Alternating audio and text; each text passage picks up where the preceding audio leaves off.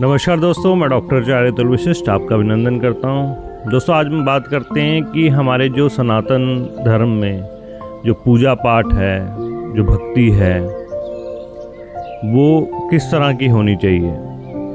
आजकल वैसे पूजा पाठ करने को कोई फ़ायदा नहीं है, मत कीजिए पूजा पाठ, क्योंकि जो पूजा पाठ में आस्था होनी चाहिए, जो आपकी भक्ति होनी चाहिए, वो तो होती नहीं है। अगर किसी के घर में कोई पूजा हो रही है तो वो ये देखता रहता है कि ये कितनी देर में ख़त्म होएगी।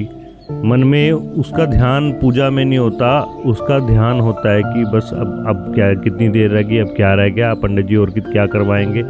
तो इसी चीज़ में रह जाता है। कभी हम किसी धार्मिक जगह पे जाते हैं, कहीं दर्शन करने जाते हैं, तो बस यही होता है कि हमें एक ये रील बना के दिखाना होता है कि यार हम देखो यहाँ पे आए, हमें कितनी आस्था है, हम तो अब वृंदावन आए हैं, हम केदारनाथ आए हैं, हम वैष्णो देवी गए हैं, हम कहीं और गए हैं, हम खाटू जी गए हैं। तो लोगों को रील बना के ये शो करना होता है, देखो हम अपनी कितनी अच्छी लग्जरी गाड़ी में हम जा रहे हैं, सारे वो हो रहे हैं। बल्कि ये थोड़ा सा आजकल दिखावा ज़्यादा हो गया, लेकिन भक्ति किसी के मन में 10% होती है। इससे तो आप किसी तीर्थ पे ना ही जाओ, क्योंकि वहाँ पे जाके आप, पहले क्या होता था कि पहले जो हमारे बड़े बुज़ुर्ग थे, हम भी बचपन में ऐसे ही गए हैं कि बहुत मुश्किल से कहीं तीर्थ पे पहुंचना होता था। कहीं बसें बदल रहे हैं, कहीं ट्रेन में जा रहे हैं, आधे रास्ते ट्रेन है, आधे रास्ते बस है, फिर वहाँ जाके धर्मशालाओं में रहना, वहाँ पे ज़मीन पे, उन पे तो कोई पलंग वगैरह नहीं होते, ज़मीन पे दरियाँ बिछा के सोते थे, कष्ट दे के जाते थे भगवान के दर्शन करने। जो भी है यात्रा, मतलब कि वो यात्रा बड़ी मुश्किल से पूरी होती थी और बहुत उसका महत्व होता था, आस्था होती थी उसके लिए। लेकिन आज के टाइम में क्या होता है, आजकल तो इजीली सब इतने बड़े बड़े हाईवेज़ बन गए हैं, कनेक्टिविटी हो गई है, लोग बस जा रहे हैं, ये बस वो उन्होंने जैसे कुछ अचीव करना है वो करने जा रहे हैं। आपको आज पता है कि आजकल न्यूज़ में आप देखिए, कहीं भी कोई हादसा हो रहा है, कहीं भी कुछ भी हो रहा है, कोई एक्सीडेंट हो रहा है, या कहीं जैसे अभी पीछे लखनऊ में आग लग गई थी। सिर्फ़ और सिर्फ आप ये देखिए, हिंदू जो धर्म के, जो हमारे सनातन के बच्चे हैं, जिन्होंने अभी ज़िंदगी शुरू करनी है, वो ही मर रहे हैं। मैं ये नहीं कहता कि इसके पीछे कोई वो है, लेकिन क्या था, पुराने समय में बड़े बुज़ुर्ग होते थे, हम रिचुअल फॉलो करते थे, हम हर चीज़ का ध्यान रखते थे, हमारे बड़ों का आशीर्वाद होता था, तो हमारे पूरे परिवार में रक्षा होती थी। हम अपने जो हमारे देवी देवताओं के स्थान बने हुए हैं, हम प्रॉपर वहाँ जाके पूजा पाठ करते थे। आजकल तो लोगों को अपने गोत्र का नहीं पता होता, कईयों को ये नहीं पता होता हम हमारे कुल देवी देवता के स्थान कहाँ हैं, हमारे पितरों को किसको कैसे पूजना है, किसको पूजना है, नहीं पूजना। तो आजकल तो या तो ऐसा है ना कि इन चीज़ों को मानो ही ना। फॉर एग्ज़ाम्पल मैं बताता हूँ, जैसे कि कुछ और पंथ हैं हमारे सनातन के अलावा, जैसे कि राधा स्वामी हैं, निरंकारी हैं, या हमारे जो सिख पंथ है, वहाँ पे आस्था एक अपने गुरु के प्रति, अपने गुरु ग्रंथ साहब के प्रति आस्था है, एक जगह आस्था है, वो उन्हीं के ऊपर पूरी तरह से, मतलब कि उनकी भक्ति पूरी तरह से समर्पित है अपने गुरुओं के लिए, अपने गुरु ग्रंथ साहब जी के लिए, या फिर जिनको भी जो भी फॉलो करते हैं, जैसे मैंने बताया निरंकारी राधा स्वामी। तो एक ही जगह उनका वो है।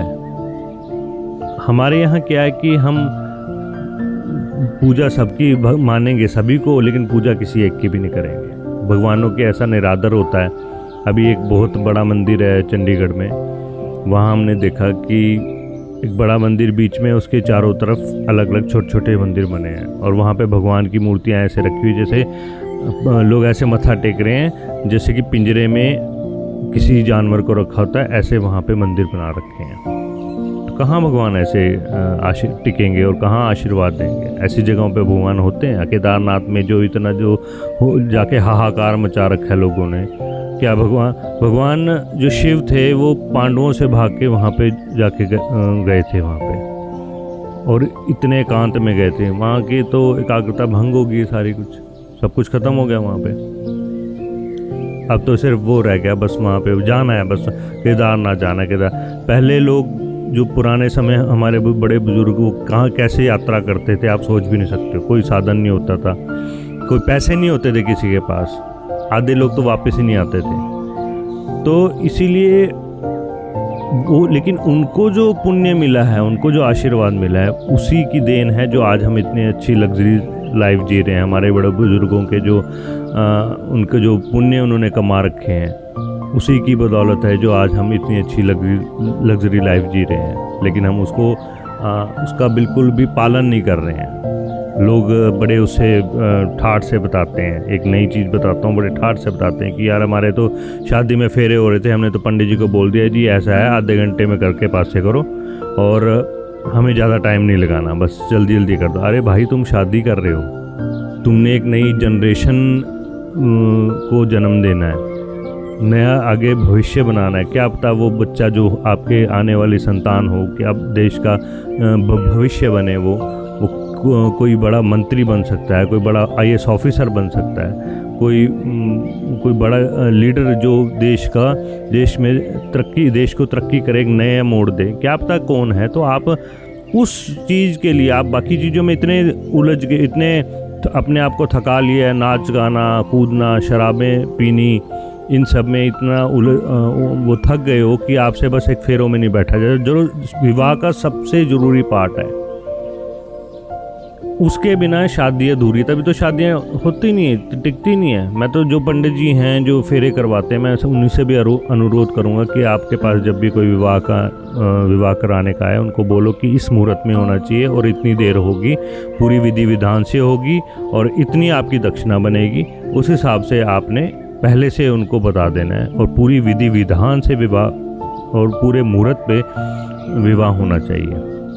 लोग अहमियत ही नहीं समझते।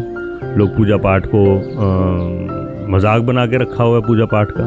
कहाँ से भगवान आपकी वो रक्षा करेंगे। इससे तो आप ना मानो, नास्तिक ठीक हो या किसी और पंथ में आप चले गए, लेकिन अगर आप सनातन में हो तो भगवान के प्रति चाहे 1 मिनट दो, 1 मिनट 5 मिनट 10 मिनट, लेकिन उस 1 मिनट 5 मिनट 10 मिनट में ना कोई आपका फ़ोन, ये मेरी आपकी सबकी बात है। 5 मिनट 10 मिनट किसी और कोई और दुनिया नहीं होनी चाहिए, सिर्फ आप होना चाहिए और आपके भगवान होने चाहिए, जिनके प्रति जिनकी आप पूजा कर रहे हो। आप सबको बोल दो कि मेरे को कोई डिस्टर्ब ना करे इतनी देर। आप अपना कोई फ़ोन वगैरह पास ना रखो, कुछ ना रखो। और अगर आप घर में कोई पूजन करवा रहे हो, कोई यज्ञ करवा रहे हो या कुछ भी करवा रहे हो, तो बस आपका पूजा में ही ध्यान होना चाहिए और ये करो कि हम बहुत बड़ा अनुष्ठान करने जा रहे हैं। अरे आप एक मंत्री से मिलने जा रहे हो, आप किसी बड़े अफसर के पास मिलने जा रहे हो और अफसर ने आपको टाइम दिया और आप अफसर के पास जाके खड़े हो गए और आप वहाँ जाके बगले झांक रहे हो, इधर उधर देख रहे हो। अफसर कहेगा, अफसर आपको क्या खुश होगा आपसे, आपका काम करेगा? आप अपना काम करवाने गए हो किसी अफसर पे, एक तरफ आप उसको अर्जी दे रहे हो, ऊपर से आप वहाँ पे अब ध्यान ही नहीं दे रहे उसकी बात है, वो कुछ कह रहा है आप उसको ध्यान नहीं दे रहे हो या उसको ठीक से नहीं आपने अप्रोच की, तो वो क्या करेगा? आपका काम करेगा? हम किसी बड़े मंत्री या अफसर पे जाते तो बड़ा झुक के वहाँ बड़े उससे खड़े होते हैं, अदब से खड़े होते हैं, हाँ जी हाँ जी हाँ जी ऐसे करके।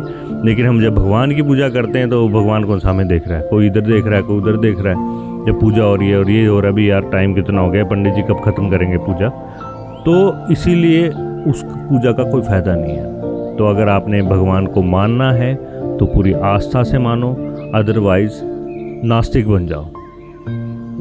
सनातन धर्म में भगवान को आप पूरा सम्मान दो, तब जाके भगवान आपकी कुछ सुनेंगे, आपकी रक्षा करेंगे, आपके परिवार की रक्षा करेंगे। धन्यवाद।